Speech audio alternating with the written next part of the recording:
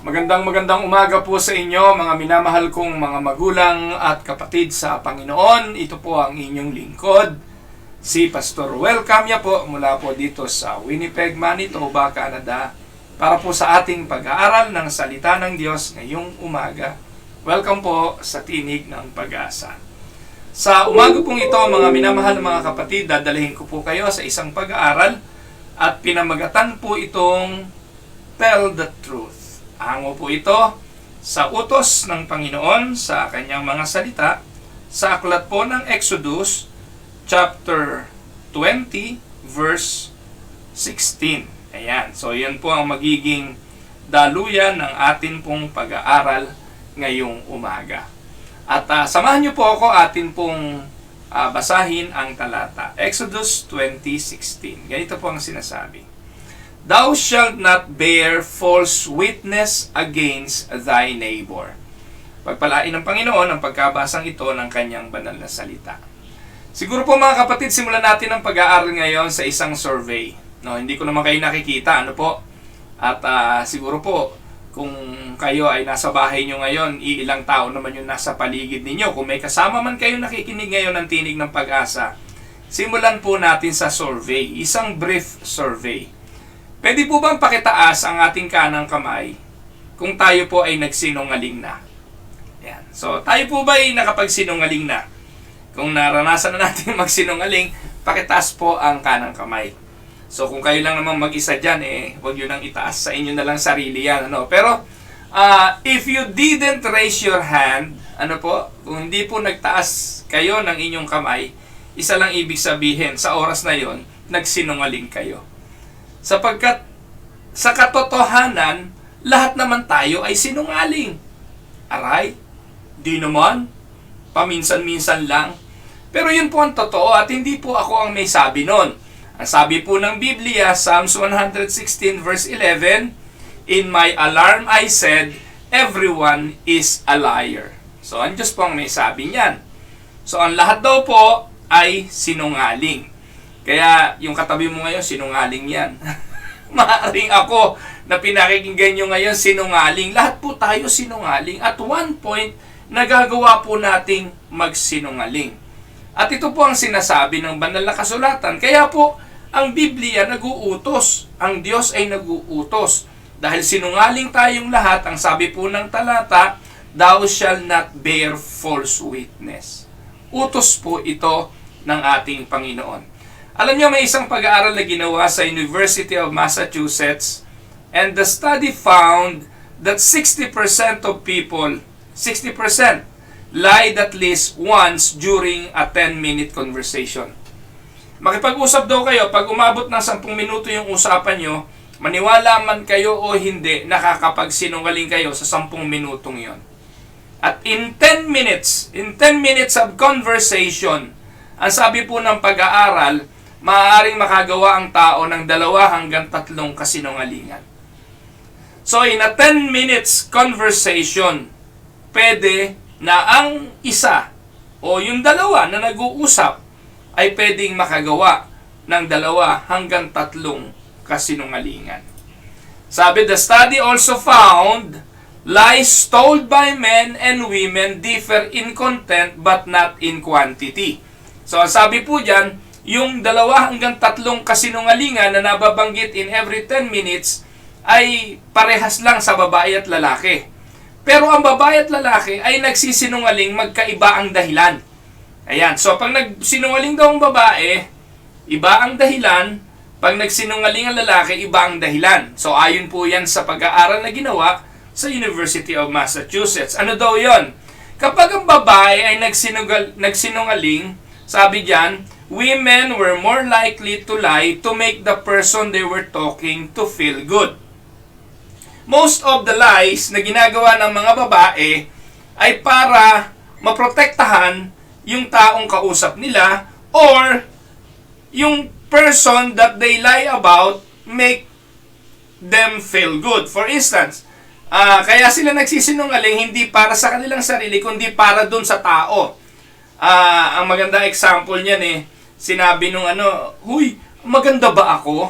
O pangit ba ako? Sasabihin ng babaeng kausap, hindi, maganda ka, pero kasinungalingan yon. Bakit niya sinabi yung kasinungalingan? Para yung kausap niya ay wag naman sumama ang loob, wag masaktan, kaya ginagawa ng mga babae yon.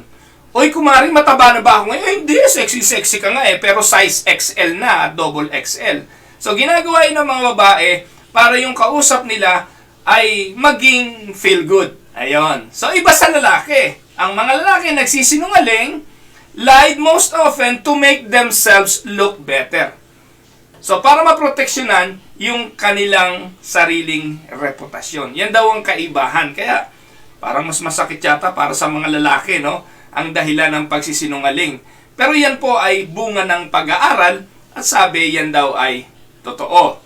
Women lie to make the person they were talking to feel good, while men lied most often to make themselves look better.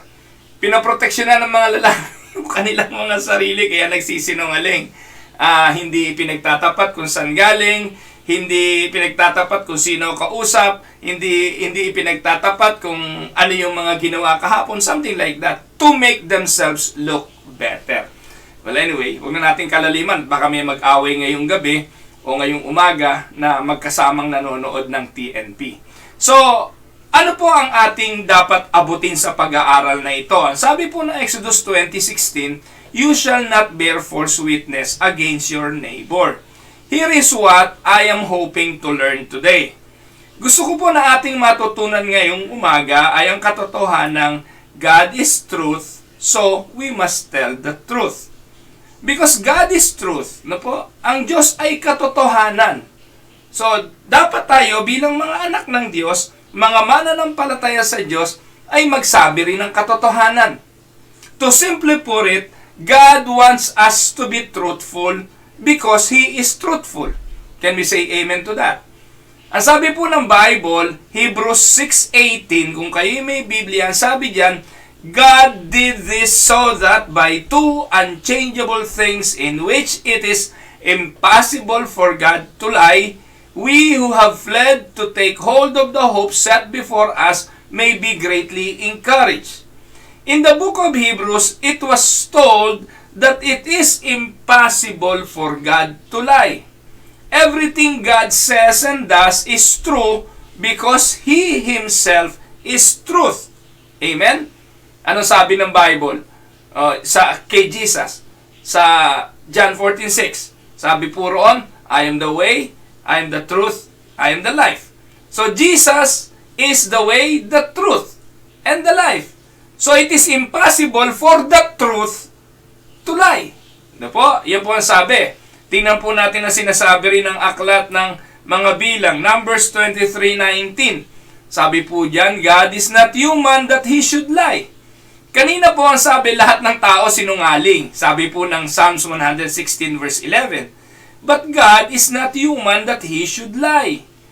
Kaya nga si Jesus, mga kapatid, nung siya'y naging tao, sinubok siya, pero hindi rin siya nagsinungaling, hindi rin po siya nagkasala. Siya yung the only righteous human.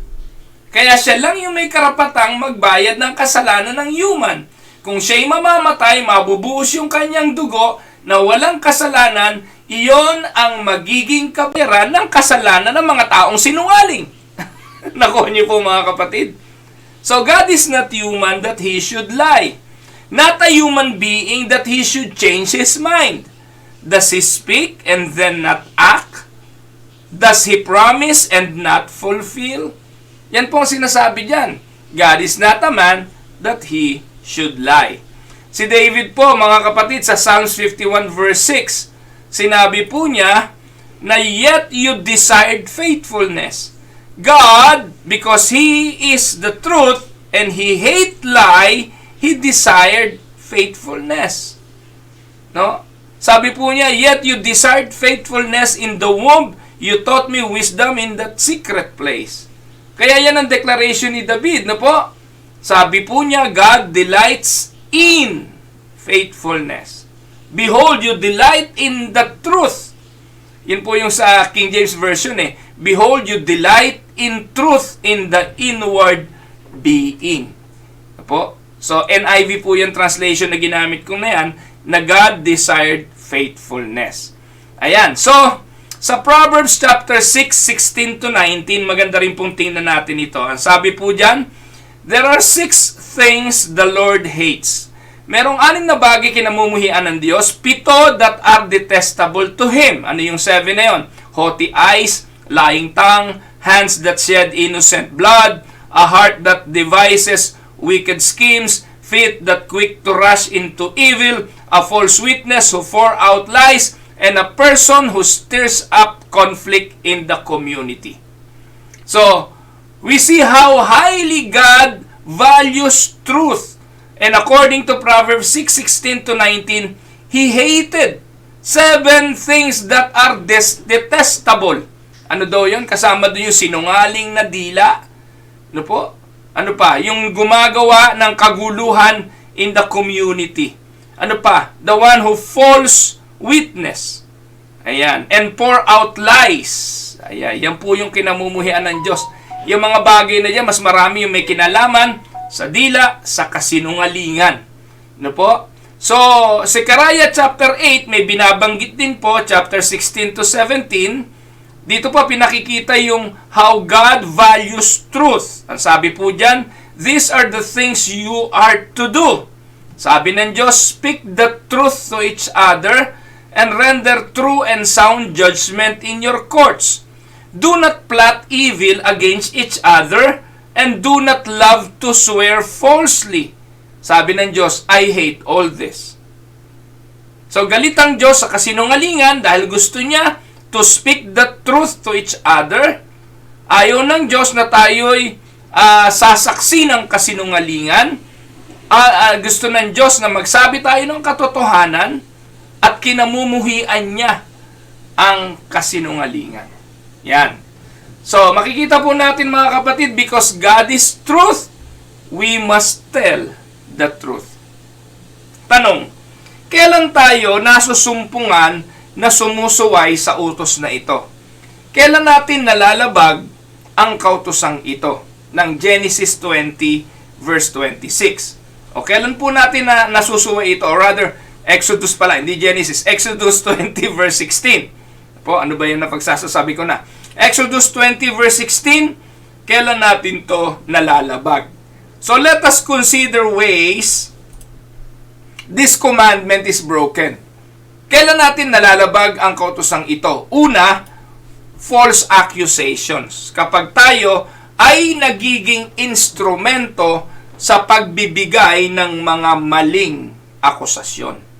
Kung pag-aaralan po natin yung Exodus 20:16, ano sabi diyan? You shall not give false testimony against your neighbor.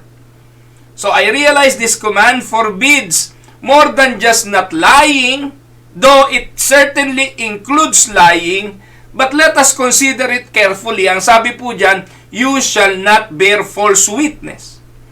So ang kultura at context po na atin pong tinitingnan sa mga talatang ito ay may kinalaman sa ancient courtroom. Yung pong mga pagan nation that surround Israel, there were few standards of protection for the accused. Paano po proteksyonan yung akusado? Paano kung yung naakusahan ay hindi naman totoo na nagkasala? Kasi po, pwede mong ihabla kahit sino Pwede mong idemanda kahit sino. Kung kaaway mo, pwede mong idemanda. Paano magiging mahusay ang paghatol doon ng hukuman? Sabi, magiging proteksyon sa isang akusado kung ang tao ay merong makasasaksi. Yun lang po yung pwedeng mag-absuelto sa kanya, witnesses. Ano po? Pero in the absence of DNA, nung araw wala naman DNA. Ngayon may DNA, no? May makikita tayong mga ebidensya. Ngayon tinatanggap na yung DNA, yung mga nakukuhang ebidensya doon sa crime, doon sa murder scene o kung ano man. So meron pong mga fingerprints na nakukuha, yung mga smear ng blood o sweat, kung ano man, nagagamit na ebidensya yon. Pero nung araw na wala, ang tanging credible na kuhanan ng ebidensya ay witness. Ano po? So, ngayon po mga kapatid, yung dependent could be convicted and can be acquitted no po, based on a witness. Ang problema, kung yung isa lang po, kung yung witness na yon, kahit isa lang, ay nagbibigay ng false testimony, pwede niyang dalahin sa kamatayan ang isang akusado kahit wala itong kasalanan. No po? So, makikita po natin, iyon po yung pagan way of, paglitis sa mga akusado nung unang panahon. Kaya ang Israel ay napasama na sa mga paganong bansang ito, sinabi ng Diyos sa kanila, "You shall not give false testimony." Kasi that is the only way to protect yung taong walang kasalanan. So God provided protection for the accused in the command He gave to His people. Because witnesses were very important in that ancient world. So God expressly prohibited anyone from bearing or giving false witness. Yung salitang false means without cause, walang dahilan. Pwede kang makulong ng walang dahilan. Pwede kang mapahamak ng walang dahilan. Pwede kang maputulan ng kamay ng walang dahilan, bunga lang ng isang false witness. So ito pong commandment na ito was repeated 40 years later sa Deuteronomy 5:20. Ganon din po ang sinasabi. Deuteronomy 5:20, thou shall not bear false witness. Ang ibig po sabihin ng false witness, sa aklat ng Deuteronomy, do not give empty or vain witness. So to witness is to testify or to answer. And this could be translated, you will not answer as a lying witness.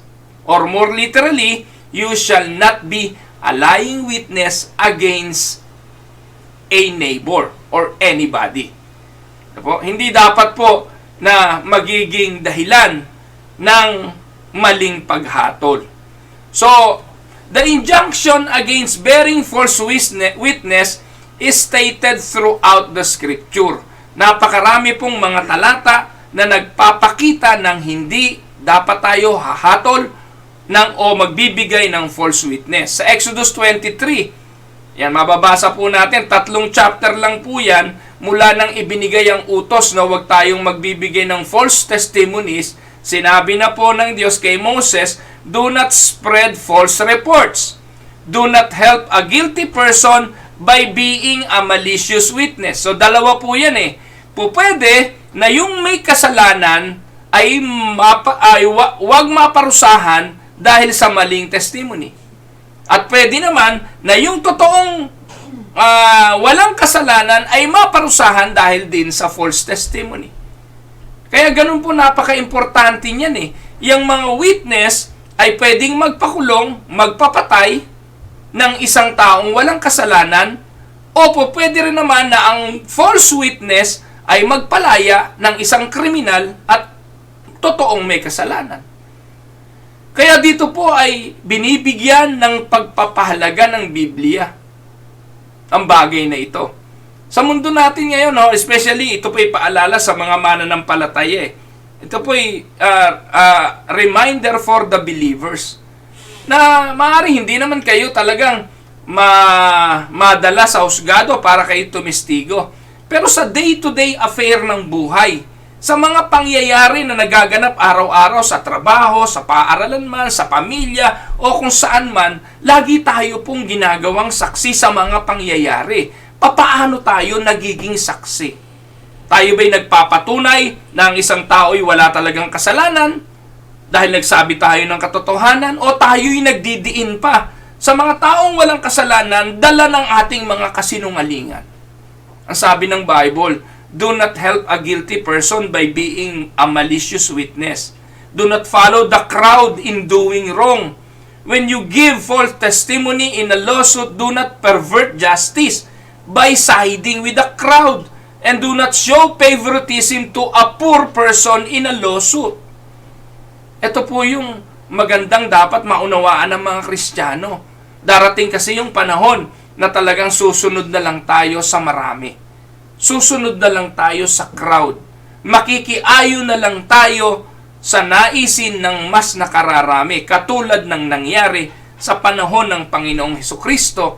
Sinabi na ni Pilato, I have here an innocent blood, referring to Jesus, pero ang sigaw pa rin ng nakararami, siya ay dapat ipako sa krus. Ano po? Palatandaan lang po yun talaga na yung mga false witnesses pwedeng magparusa sa taong walang kasalanan. Ano po? Proverbs 24 verse 8, ano po ang sabi? Proverbs 24 verse 28, do not testify against your neighbor without cause. Would you use your lips to mislead? No, huwag daw kayong magiging saksi laban sa iyong kapatid ng walang cause. Hindi po sinasabing huwag tayong maging saksi. Pero kung sasaksi tayo nang wala namang cause, huwag tayong sumaksi sa kasinungalingan. Po, gagamitin ba natin ang ating mga labi para mag-mislead? Dapat po, sa matuwid lang tayo at doon lang tayo sa tama. So, that is one way this command is broken, by false accusation. So, false witnesses, take note, is a threat. Saan siya threat? Threat to justice being served. They can harm or even put to death the innocent, and they can disrupt the life of the community at large, and they can undermine public confidence in the judicial system. Mga kapatid, bakit ang simbahan nawawalan din ng kredibilidad? Bakit ang leadership ng church nawawalan din ng kredibilidad? Kapag ang church ay hindi marunong humatol dahil doon sa mga maling akusasyon, maling pag-iimbestiga, at ayon lang sa mga false witnesses. Marami simbahan, di na tumatayo doon sa truth Basta napag-inita nila. Basta ayaw nila. Maglalabas sila ng mga declaration. Alam niyo po ba na ako doon sa dating simbahang kinaaaniba namin, nagpalibot liham sa buong simbahan, sa lahat. For the very first time, ako po ay convicted. Convicted by the leadership. Convicted by the hierarchy ng mga obispo, ng mga generales, ng mga leader ng Iglesia Evangelica Unida de Cristo. Wala po akong takot kahit marinig nila ang katotohanan ito. Para po ito doon sa mga hindi nakaalam.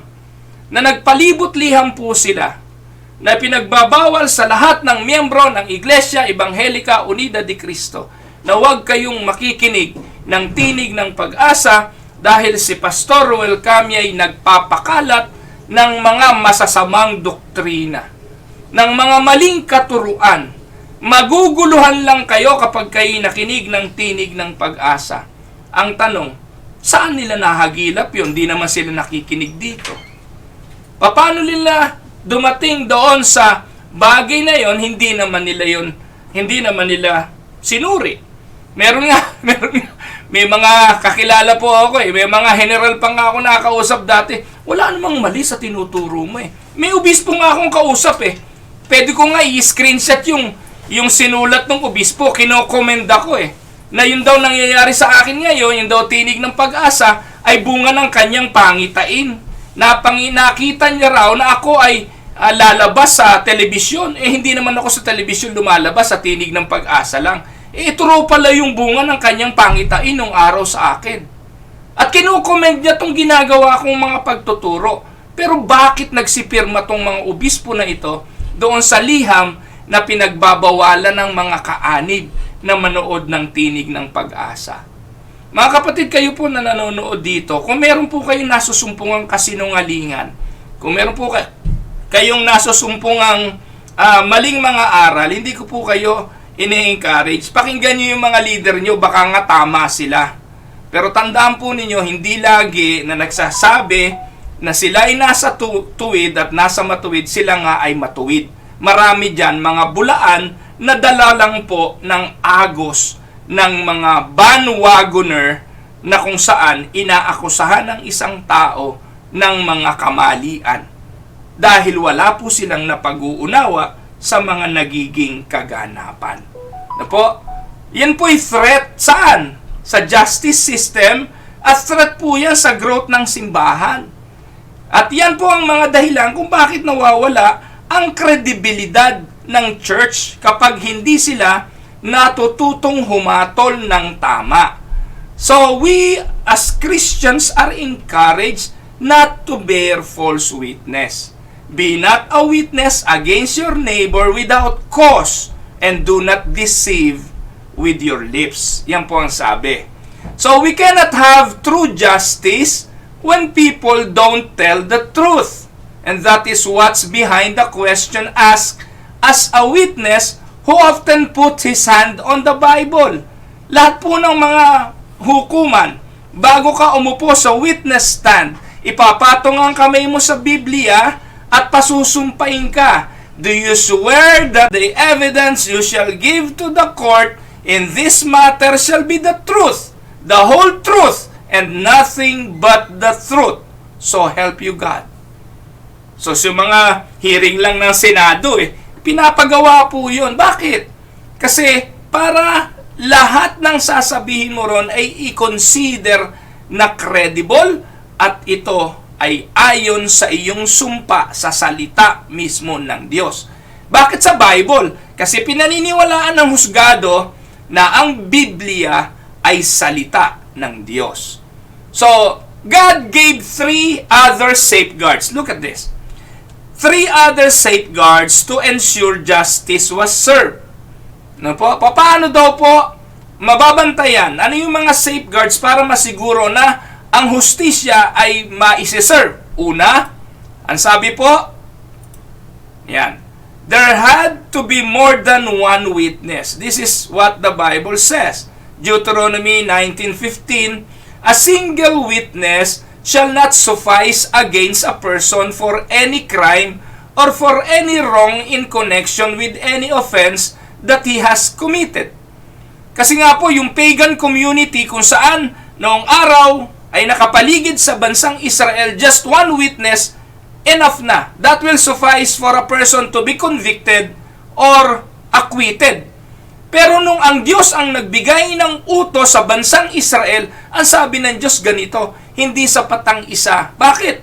Sinungaling nga po ang tao. Ang sabi po ng Psalms, ulitin ko, Psalms 116 verse 11, all mankinds are liars. So para mapatunayan kung talagang credible yung mga witnesses, dapat at least 2.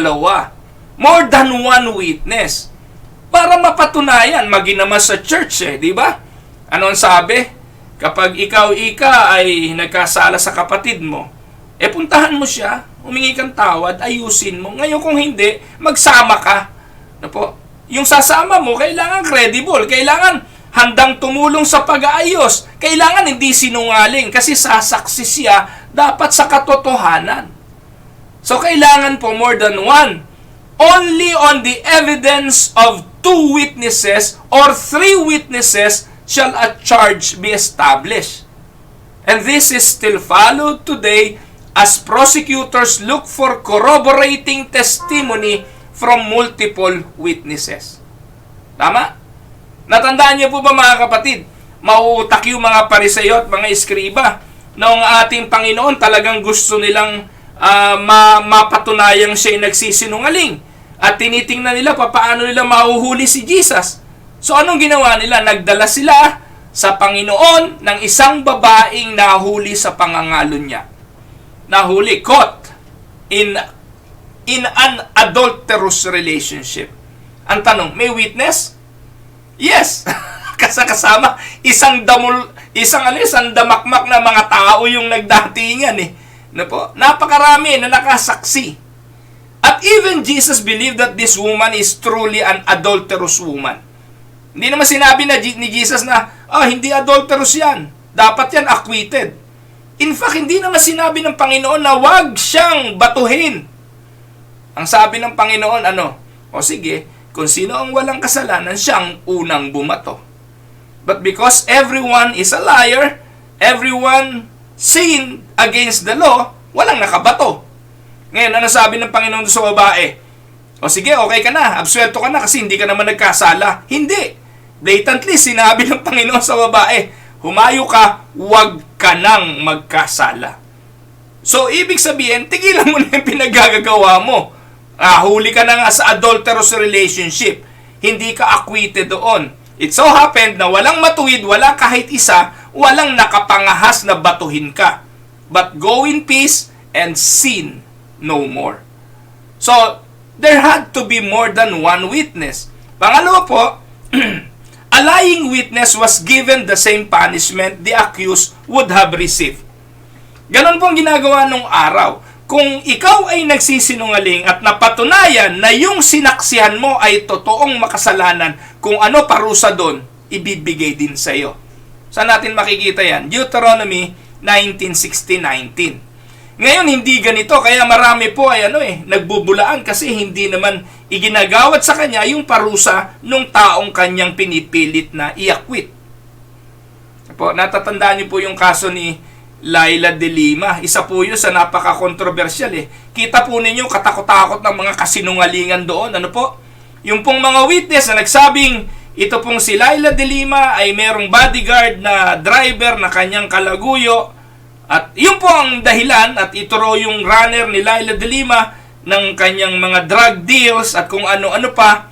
Wala akong kinakampihan dito. I am not siding to anyone, but I just want to point out the false witnesses of those people who claim to be credible witnesses. Bakit?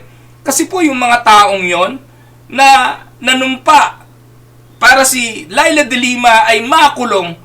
Alam niyo po ba nagbaliktaran na lahat yung mga yon?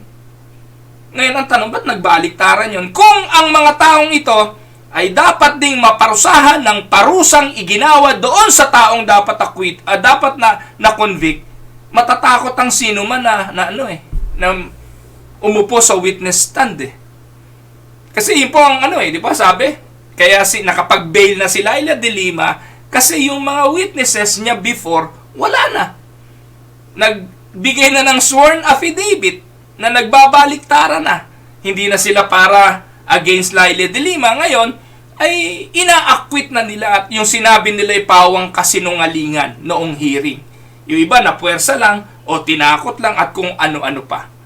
So nakita niyo po, ang sabi po ng Deuteronomy 19:16-19, if a malicious witness arises to accuse a person of wrongdoing, if the witness is a false witness and has accused his brother falsely, then you shall do to him as he had meant to do to his brother. So you all purge the evil from your midst. Alam niyo po mga kapatid, kung meron lang pong ganitong batas ngayon, magiging deterrent yung pagpunta sa hukuman at magbigay agad ng testimony. Hindi agad magsasay ng affidavit ang kung sino-sino. At yung mga abogado na mga korap at mga bulaan at sinungaling ay magiging mangangamba dahil sa kanila ihahatol yung gagawin nilang mga kasinungalingan. Amen po ba mga kapatid? A lying witness was given the same punishment. Ito po yung sinasabi ni Moses sa Deuteronomy 19. Ibinigay ng Diyos yung bagay na yan. So ano pa ho? Yung witness had to throw the first stone. Kung ikaw ang witness, dapat ikaw ang unang bumato. Kasi kaya ka babato na patunayan mo na yung tinitindigan mo ay tama. Deuteronomy 17:7. Ano sabi diyan? The hand of the witnesses shall be first against him to put him to death, and afterward the hand of all the people. So you shall purge the evil from your midst. Alam niyo po mga kapatid, napakahusay ng Panginoon. Palibhasa, alam ng Diyos, alam ni Jesus ang kasulatan. Ito po yung kanyang kinote doon sa John chapter 8, 7-8. Na let him who is without sin among you be the first to throw a stone at her. Yung babae nahuli sa pangangalo niya, ano sabi niya? Sige, kung sino ang walang kasalanan, siyang unang bumato. Alam ng Panginoon na yung mga tao hindi babato. Kasi ang unang dapat bumato ay yung kanyang accuser. No po? Yung mga witness, yung saksi doon sa pangangalo niya. But even those who witness the affair or ang tawag doon, yung ginawa ng babae na pangangalo niya, hindi nangahas na bumato. Do sila ang una na credible na bumato. Bakit? Dahil mali ang kanilang witness? Hindi. Pero ang sabi ng Panginoon kasi, let him who is without sin. Hindi naman sinabi na nagsisinungaling kayo eh. Hindi naman totoo na siya'y nangangalo niya. Hindi ganun ang argumento ng Panginoon. Kundi ang sabi ng Panginoon, sige, kung sino ang walang kasalanan, siya ang unang bumato. Alam niyo po, most people are not willing to take part in punishing someone unless they are convinced the person is guilty. Tama? Alam niyo po, pag wala namang nagsasabi, walang nagbibigay ng ebidensya, puntahan natin si Catherine Bernardo at saka si Daniel Padilla. Nung nagpalabas ng statement si Catherine Bernardo, ano ang sabi niya? Nire-respeto pa rin niya si Daniel Padilla. Naghiwalay silang maayos, walang bad blood. Sinabi lang niya na hindi na talaga sila kung wala namang sinabi na pangangalo niya at wala namang 2014, 15, 16, 17, 18, 19 bawat taon merong babae si Daniel Padilla. Pero nung naglitawan na ngayon, nagkahiwalay na ngayon naglitawan. May mga videos pala o may mga recording pala ng kung ano-anong kalokohan ni Daniel Padilla, kesyo ganito, kesyo ganon. At ngayon gusto lahat ng tao ipako si Daniel Padilla sa krus because of the witnesses na naglilitawan. Pero bakit noon walang naglilitawan? Ngayon ang tanong, lahat ba ng mga witnesses na ito ay credible witnesses? Or nakikibanwagon lang? Nakikisawsaw lang sa issue?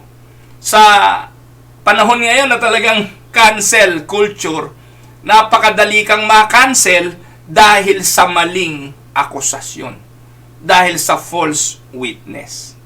So, mga kapatid, usong-uso. So, while this commandment is rooted in the ancient courtroom, it has other implication in other context. Makikita po natin to sa second half ng Exodus chapter 20 verse 16. Against your neighbor ang sabi rito eh. So, hindi lang po siya courtroom case, kundi against the neighbor. Sino ba yung neighbor? The word neighbor has a broad definition and it can mean friend, adversary, associate, companion, or a fellow citizen. But literally, ang ibig sabihin ng neighbor is someone near to you. Neighbor nga eh. Pwede mo bang neighbor yung nasa Canada? Hindi mo neighbor yon. So your neighbor is somebody who is near you. According to Douglas Stewart, a neighbor is anyone who have dealings with either actually or potentially. In the parable of the Good Samaritan, Luke 10:25-37, sino ang neighbor na binabanggit doon? So ang neighbor na binabanggit doon, yung tao na tumigil, nagbigay ng panahon doon sa lalaki na binugbog. Hindi palibasa, nag-a-attend ka ng church, nakikita mo yung pastor, nakakasama mo doon, katulad nung pare at nung eskriba, dumaan lang sila, hindi sila mabuting neighbor. Bagamat Hudyo, yung lalaki na ginulpe, at ang Hudyo kabilang sa templo, kabilang sa pananampalatayang Hudyo. Ang unang dumaan yung kanyang priest, yung kanyang pare. Pangalawang dumaan yung eskriba, yung mga tagapaglingkod din sa templo na kanyang dinadaluhan. Tinigilan ba siya? Hindi.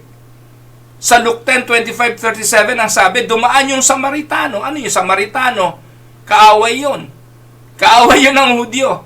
Pero yun ang tumigil, yun ang nagbigay ng panahon, at yun ang siyang tumulong. Tinanong ni Jesus, sino ngayon ang mabuting neighbor? So have you noticed how easy it is to sin against those closest to us? Just like what the priest and the Levites did. When we break this commandment by lying to our neighbor, we hurt the closest person to us. Like for instance, when you lie with your family, you hurt your spouse, you hurt your children, you will hurt your parents, your best friend, or those people closer to you. Sa school, your classmates. Sa trabaho, your co-worker. And the people live next to you.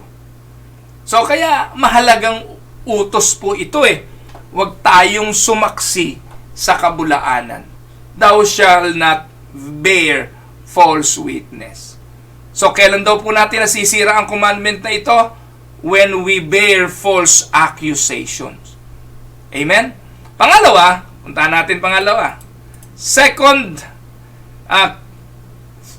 thing that we can consider, or second ways that we can consider this command is broken when we lie. Lying. Alam niyo po ba kung anong kasalanan ng unang tao? Saan nagmula, rather? So alam natin yung unang kasalanan, paglabag. Pero ang tanong, saan nagsimula ang paglabag? Nagsimula ito sa Genesis chapter 3 verse 4 sa kasinungalingan. Ano sabi ni Satanas? You will not certainly die, the serpent said to the woman. Yan po, nagsimula ang kasalanan sa paniniwala ng tao sa kasinungalingan. Sinabi naman ng Diyos, ang linaw-linaw, huwag mong kakainin ang bunga ng puno ng pagkaalam ng mabuti at masama. Sa oras na ito'y iyong kinain, ikaw ay mamamatay. Pero ano sabi ni Satanas? Hindi, you will not certainly die. At nung pinaniwalaan ng babae ang kasinungalingan, ano nangyari? Anong sabi ng Bible? Sino ba si Satanas? John 8:44. You belong to your father, the devil. You want to carry out your father's desire. He was a murderer from the beginning, not holding to the truth, for there is no truth in him. When he lies, he speaks his native language, for he is a liar and a father of lies. Yan ang sabi. When we lie, we are dining with the devil and demonstrating we hate God. And, anong sabi? Katulad ng sinasabi sa Proverbs 26:28, a lying tongue hates those it hurts, and a flattering mouth works ruin. Sa Tagalog, maganda yan eh. Ang taong sinungaling ay galit sa kapwa. Ang madayang salita ay nagpapahamak sa iba. Paano nangyayari yan? Yung taong sinungaling ay galit sa kapwa. Halimbawa, may bad breath yung kaibigan mo. O kaya may body odor. Sa halip na sabihin mo, sa halip na ipahayag mo yung totoo, anong gagawin mo? Hindi mo na lang sasabihin. Hindi mo na lang siya i-correct o hindi mo siya papayuhan. So, di yung kaibigan mo yon habang buhay, lakad ng bad breath at lakad ng may putok sa kilikili. Ngayon, ang tanong, mahal mo ba talaga siya? O galit ka sa kanya, gusto mong magkaganon siya habang buhay, gusto mong mapahamak siya. Kaya, ano sabi? A lying tongue hates those it hurts, and a flattering mouth works ruin. Yung madayang salita ay nagpapahamak. Yung sexy-sexy mo naman ngayon. Yung biro lang, no? Pero kita mo naman, size XL. Ano ba yung sukatan ng sexy? Sa mundong ito, sukatan ng sexy, talagang sexy. Kaya yung magpa-flatter ka na, sexy-sexy mo naman ngayon. Ngayon, may mga tao na pinaniniwalaan yung sexy siya.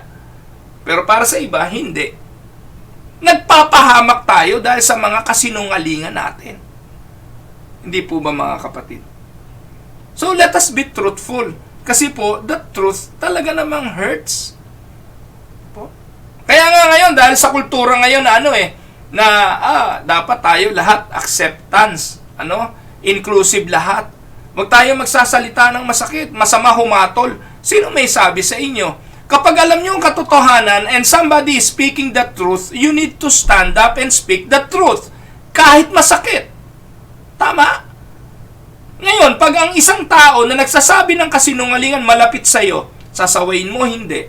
Pag hindi mo sinaway, ipinahamak mo yung taong yon. Kaya nung panahon na ang tinig ng pag-asa ay nagiging maingay na sa pagsasabi ng katotohanan, naglulundagan sa kirot at sa sakit yung mga taong hindi nakaalam ng katotohanan. Yung mga taong lumalakad sa kasinungalingan, nasasaktan sila. Hindi nila maipagtanggol ngayon yung kanilang mga pananampalataya. Ang ginagawa nila, lumilikha na lang sila ng mga kasinungalingan. Naalala ko nga, no? May mga tao po na nagpahayag ng mga doktrinang alam kong hindi naman yun ang kanilang stand. Subukan niyo pong magtanong. Po, para lang po, kung kayo po, ito, yung mga nasa Iglesia Evangelica Unida de Cristo. Yung nasa IEUDC ngayon, makinig po kayo mga kapatid. Kayo po na nanonood sa akin. At yung mga mamaya manonood pa. 52 ang nanonood ngayon, pero mamaya po ito 960 na aabot ng 1,000. Marami po kasi nanonood pagkatapos ng broadcast kasi ayaw nilang makita. Lumilito po kasi.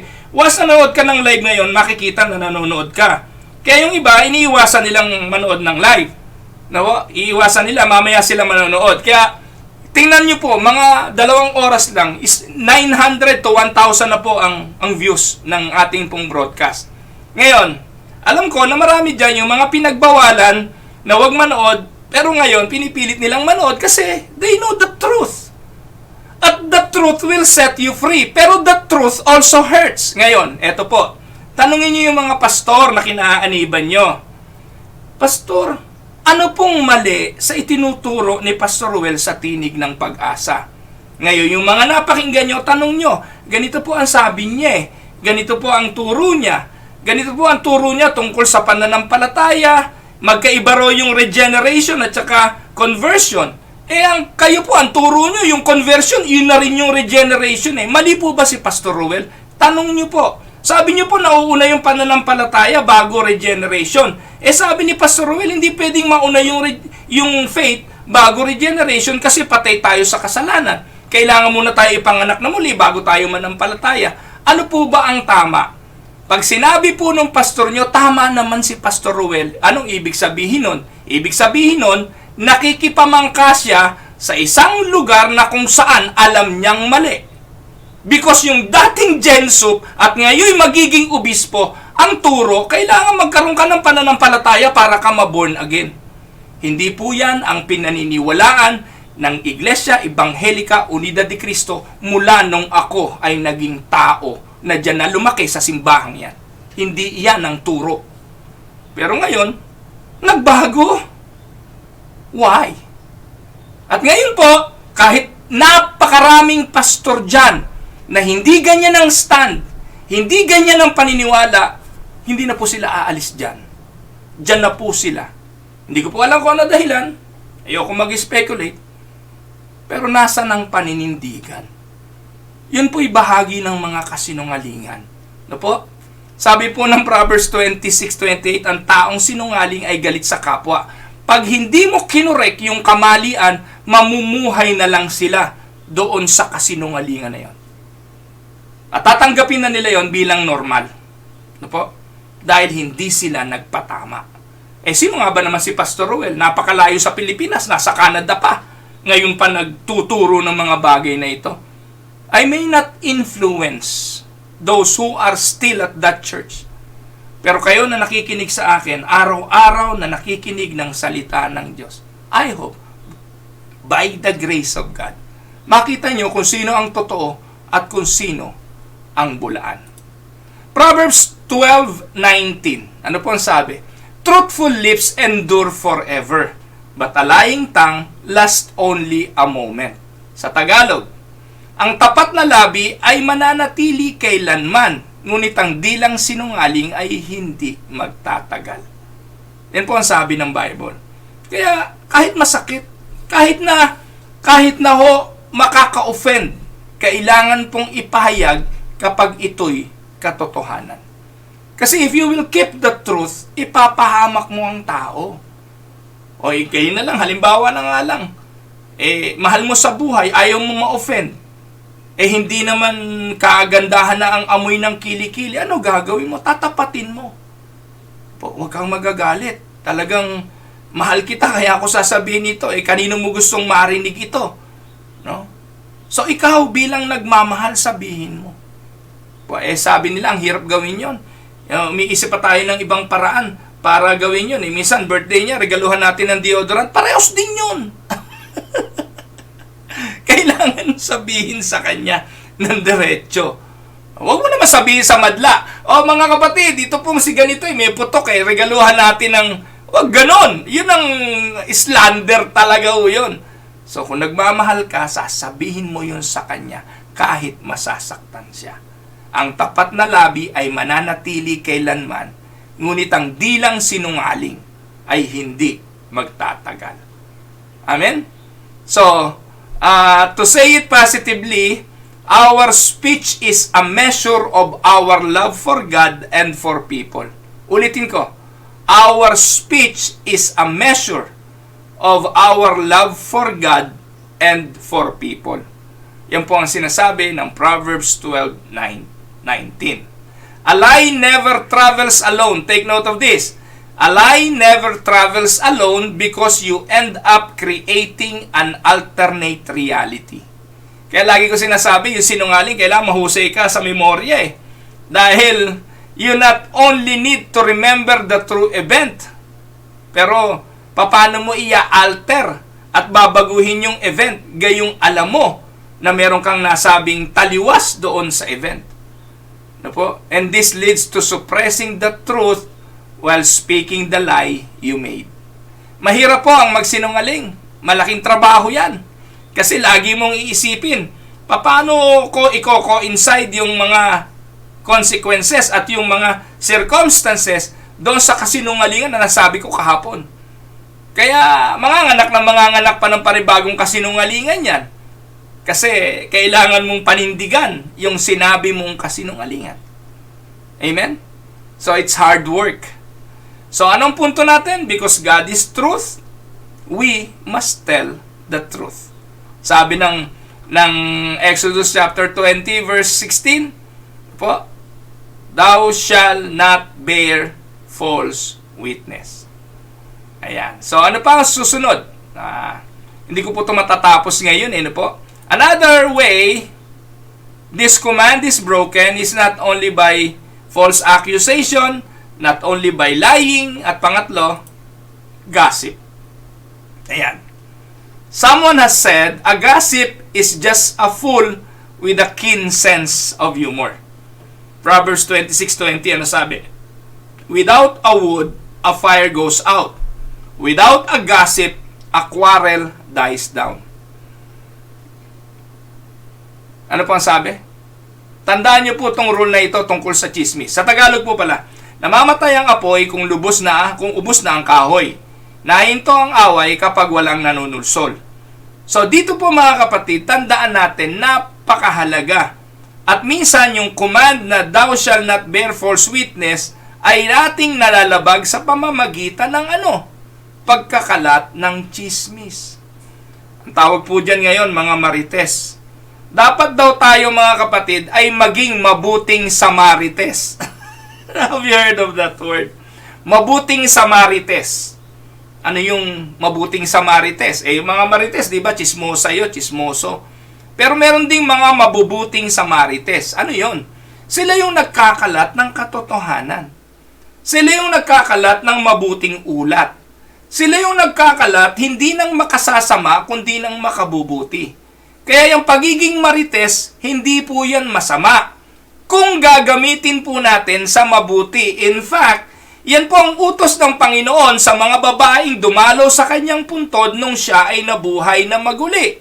Sinabihan niya yung mga babae, go to my brothers, go to my brethren, and tell them what you saw. Tell them what happened. Pagkalat nyo na ang Panginoon ay nabuhay sa mga patay. Ipagkalat nyo ang ebanghelyo. I-chismis ninyo. Pangit naman yung chismis. Ikwento ninyo, ibahagi ninyo kung ano ang pananampalataya nyo. Ngayon, kung ang i-chismis ninyo ay kasinungalingan, kung ang i-chismis ninyo ay mga katang-isip lang, na dapat namatay na ang issue, hindi mamatay-matay kasi kalalagay nyo ng panggatong. Kaya, tingin nyo ba matatapos na yung Katniel, yung issue ng Katniel? Nagsimula po yan, mag-iisang buwan na, no po? Parang nagsimula ho yata yan, Disyembre pa hindi ko po sigurado. Baka mali yung mga, mga chismis na nasagap ko. Pero hindi ho matatapos yung Katniel, no po? pagdating ng February, meron pa ho niyan, dire-diretso po yan. At hanggat meron pong nahuhuli sa pangangalo niyang mga artista, mauungkat yung istoryang yan ng Katniel. But anyway, ang sabi po, namamatay ang apoy kung ubos na ang gatong. Nahihinto ang away kapag walang nanunulsol. Yan po ang sinasabi. Proverbs 16:28, a gossip separates close friend. Ano po? Yung man tipong alam ko na ligtas ang pangalan ko kapag ako'y nasa room kasama mo. Dahil alam ko, hindi mo ikukwento, hindi mo i-chismis kung ano man na pag-usapan natin na sikreto. And you need to know that your name is also safe with me. Ganyan po yung tinatawag na, ano tawag doon? Na pagkakaibigan. Na yung sikreto mo, sikreto sa akin, at yung sikreto ko, sikreto sa iyo. Alam niyo po mga kapatid, kapag summer dito sa Canada, nauuso yung tinatawag na balloon bomb. Yung balloon bomb ay yung lobo, yung maliliit na lobo, lalagyan po ng tubig, palulubuhin. Marami po yun, ilalagay po yun sa isang planggana o sa isang malaking batya. Pagkatapos po, dalawang grupo yun, batuhan po yun. Batuhan. Water bomb tawag dun eh. No? Masaya pag gano'n, no? Lalo pag summer, yung mga youth camp, no? Ilang beses na po namin ginawa yun dito. Batuhan, tuwan-tuwa sila. Pero there was a time na kaganda-ganda ng bihis mo, ikaw lang yung, alam ba, ako pastor, no po? Yun lang ang suot ko, wala ako ibang damit kasi speaker po ako dun sa event na yun. Nataon naman, pagdating ko, eto na yung batuhan na yung mga bata ng water bomb. No po? I don't know kung sinasadya nila o hindi nila sinasadya na batuhin din ako. Basa ako, basa. No po? Alam niyo po mga kapatid, our water bomb was small and yet they had the ability to cause delight and cause destruction or cause disappointment doon sa mga taong hindi handa dito. At ito'y nakadepende on how they were used. Doon sa nagbabatuan ng water bomb, okay lang sila tamaan nun kasi maliligo rin naman sila afterwards. O most of the time, ginagawa ito sa mga lugar na may tubig na like beach or kaya lake. Po, ganun po, diretso ligo na. Pero kung nandun ka sa lugar na yon, na ikaw naman ay hindi para sumali sa batuhan nun at ikaw nadali nun, basa ka. Alam niyo po, likewise, our words have the same power. Like that water bomb, they can bring pleasure, but it can also cause pain. So po, just ask someone, yung sino man, na nagpakawala ng isang tweet o ng isang post sa Facebook na hindi na niya kayang bawiin dahil na screenshot o anumang bagay na naipost sa Facebook na naging viral na hindi mo na mabawi kasi naipost mo na, nasabi mo na. Nakagawa ito ng kung ano-anong matitinding akusasyon. Late mo na nadiskubre na ito ay mali. Like for instance, may isang kahera na merong isang lalaki na may dalang bag na namili sa isang grocery. It went viral. I don't know kung napanood niyo ito. It went viral in the Philippines. Na inakusahan po ang lalaking ito na magnanakaw sa loob ng supermarket. Nakabideo siya. Ipinost po ng marami po, ikinalat, na yung si Manong ay magnanakaw. Pero nakita naman po, nung binurotrat yung bag niya, wala naman pong nakita kahit anong ninakaw. Pero nakawala na po yung video, kumalat na po sa social media, yung pamilya po ng mama ay naapektuhan, yung anak na nag-aaral ay naapektuhan. Dinala kay Tulfo. Di po ba? At napanood ko po yung kay Rafi Tulfo. Sometimes the words, the things that we do causes pains. Dahil lang po, ikaw naman, napanood mo yun. Kala mo to, kinlik mo, pinost mo rin, nirepost mo rin. Ganon kabilis kumalat ang chismis. At ang sabi nga po ng Kawikaan 18, na po, sabi nga, remember this rule about gossip. The more interesting it is, the more likely it is to be false. That is the rule on gossip. the more na interesado tayo rito, madalas ito ay mali. Lalo na po natin kinasasabikan, madalas ito ay hindi totoo. Po? Ano po ang sabi ng Proverbs 18:21? The tongue has the power of life and death, and those who love it will eat its fruit. Amen? Our tongues can build or they can tear them down. Have you been guilty of launching any gossip grenades? Or any gossip water bomb? Na dahil doon sa kasinungalingan na ikinalat mo, kasinungalingang ibinato mo, may mga nagdurusang tao sa bagay na yun. Proverbs 18, sabi po, one problem with gossip is the information is often false, and in our cancel culture, we are quick to assume the worst about people. Ganyan tayo eh. Ngayon po, gaya nga si Daniel Padilla lahat na lang ng babaeng madikit sa kanya, delikado.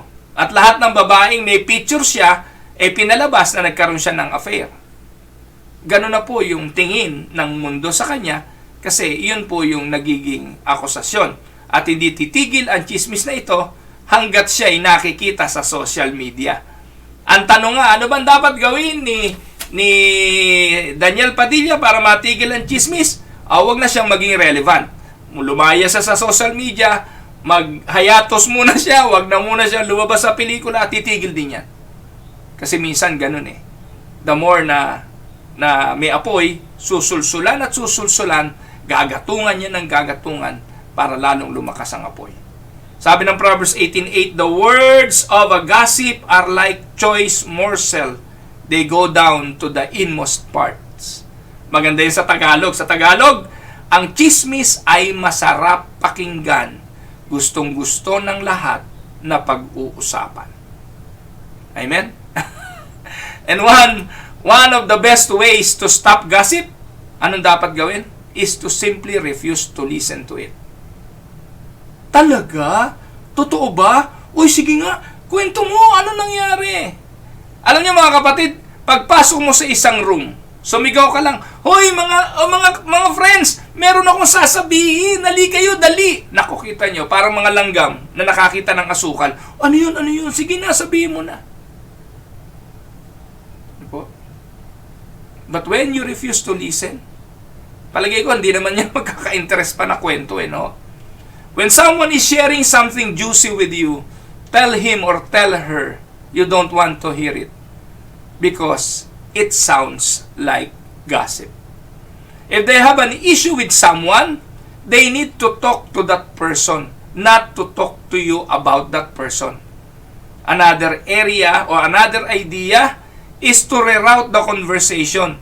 Kung patungo sa chismis at patungo sa kwento, pwede mo nang i-divert, ibahin ang kwentuhan para maiiwas mo ang sarili mo na mapaayon at mapalaot sa kwentuhan na puro chismis lang. So when you hear someone speaking against someone, simply speak for that person.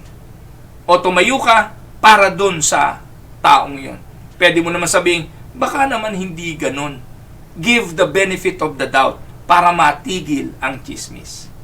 So we need to take, sabi ng Proverbs 17:4, a wicked person listens to deceitful lips, a liar pays attention to a destructive tongue. Sa Tagalog, ang taong masama ay nakikinig sa payo ng masama at ang sinungaling ay sumusunod sa baluktot na dila. We need to take this seriously because, as one pastor puts it, every negative remark about someone is a prayer to the devil and is fulfilled immediately. Amen? So, atin po mga kapatid na panghawakan yung sinasabi ng Biblia na nasisira natin ang utos na huwag tayong sumaksi sa pamamagitan ng pagkakalat ng kasinungalingan. I heard about a man who did a lot of gossiping. Chismis dito, chismis doon ang kanyang ginagawa, na pagkatapos niyang nabalitaan na yung isang chinismis niya ay malapit nang mamatay, dinalaw niya ito sa hospital dahil siya na-convict na ginawa niya to ng mga chismis, ginawa niya to ng mga kasinungalingan, naghihingalo na. So pumunta siya ngayon doon sa tao, tumingi siya ng pagpapatawad. So yung tao naman, malapit na nga mamatay, pinatawad siya. Pero bago siya umalis, sabi nung tao na pinagkasalanan, pwede ba na sa oras na ito, kunin mo yung unan, feather pillow. Yung feather, ano po, yung, ano ba tawag doon? Yung balahibo, yung nasa loob ng unan. Ano po? Sabi niya ron, I'd like you to cut open this feather pillow. Tapos pumunta ka sa bintana, itapon mo lahat ng feather doon sa window. Yung tao was puzzled but did what he was asked. Dahil huling-hiling ng isang mamamatay na, sinaboy niya yung laman noong pillow ng mga feather doon sa bintana. Then the dying man said to him, now, I would like you to gather up all those feathers. The man replied, that is impossible. The wind has blown them everywhere. I could never retrieve all of them. To which the dying man said, exactly. In like manner, it is impossible to undo the hurt you've done to me with your gossip. I do forgive you, but my reputation has been irreparably damaged by your gossip. Tandaan po ninyo minsan mga kapatid, wala naman tayong magagawa na kumalat na Kahit na anong sorry, I am sorry. Wala na tong magagawa dahil the damage have been done. Mga kapatid, bilang huling paalala, those who gossip to you will also gossip about you. Yung nagchichismis sa iyo, ichichismis ka rin sa iba. Because God is truth, we must tell the truth. Part 1 pa lang ito kasi marami pa ho akong gustong talakayin tungkol sa bagay na ito. Pero bukas ko na itutuloy. Kung saan nagagamit pa rin natin ang ating mga dila sa mga maling kaparaanan. Nakaisang oras na po tayo, kalahati pa lang po ito ng topic na ito. We will discuss Exodus chapter 20 verse 16 bukas uli. Dito po sa Tinig ng Pag-asa. Again, ito ang inyong lingkod, si Pastor Ruel. Magandang araw po sa inyong lahat.